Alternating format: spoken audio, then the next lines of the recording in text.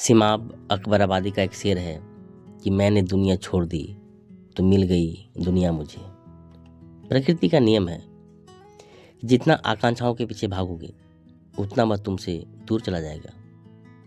जितना भी दौड़ोगे इच्छाओं के पीछे उतना ही उसके मिलने की संभावना कम हो जाएगी।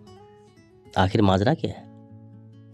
पश्चिम के मनोवैज्ञानिक कहते हैं कि जितना तुम किसी चीज़ के बारे में सोचोगे वह उतना ही तुम्हारे करीब आता चला जाता है।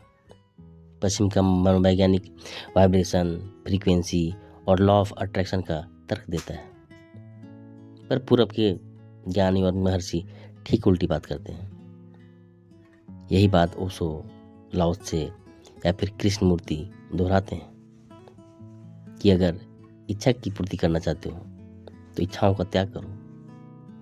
इतना कन्फ्यूजन क्यों है? मेरे तर्क से पूरब के मनीषी ठीक कह रहे हैं कि इच्छाओं का त्याग करो। ये तुम्हें कर्म करने से नहीं रोक रहे, बल्कि इच्छाओं के बारे में निरंतर सोचने से रोक रहे हैं। ये कह रहे हैं कि तुम कर्म करो, पूरे एकाग्रचित होकर कर्म में डूब जाओ। इच्छा या परिणाम की चिंता तुम्हें बेवजह तनाव में डाल देगी। परिणाम तो परमात्मा के हाथ में है। जो मिलना होगा वह मिलेगा ही, और जो नहीं मिलना वह नहीं मिलेगा। चाहे तुम कुछ भी कर लो, तुम्हारा सिर्फ कर्म पर अधिकार है। तुम कर्म करने में इतना डूब जाओ कि फल के बारे में सोचने का टाइम ही ना मिले।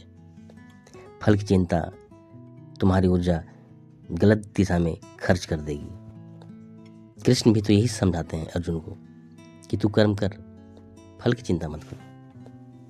परिणाम हमारे हाथ में है। तो जो भी कर उसे मुझे यानी परमात्मा को समर्पित करता चला जा। तुझसे कर्म मैं करवा रहा हूं, तू कर्म कर ही नहीं सकता।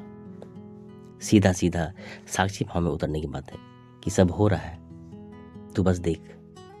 सोचना बंद करो और कर्म में उतरो। इच्छाओं के त्याग का अर्थ है कर्म यानी काम पर फोकस। तुम्हें जो भी काम मिला है उसे करो और फल की चिंता बिल्कुल मत करो। तुम्हें जो भी जरूरत होगी वह परमात्मा देगा। यही सिमाब अकबराबादी कह रहे हैं कि मैंने दुनिया छोड़ दी तो मिल गई दुनिया मुझे। वीडियो कैसा लगा कमेंट करके अवश्य बताएं। Thank you.